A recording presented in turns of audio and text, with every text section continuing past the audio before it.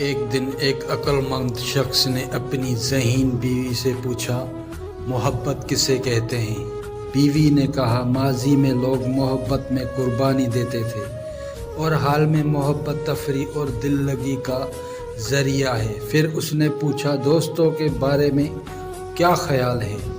بیوی نے کہا، ماضی میں ہر مشکل گھڑی میں ہمارے ساتھ ایک دوست ہوتا تھا جو ہمارا ساتھ دیتا تھا، اور اب ہر مشکل گھڑی کے ساتھ ہم ایک دوست کو کھو دیتے ہیں۔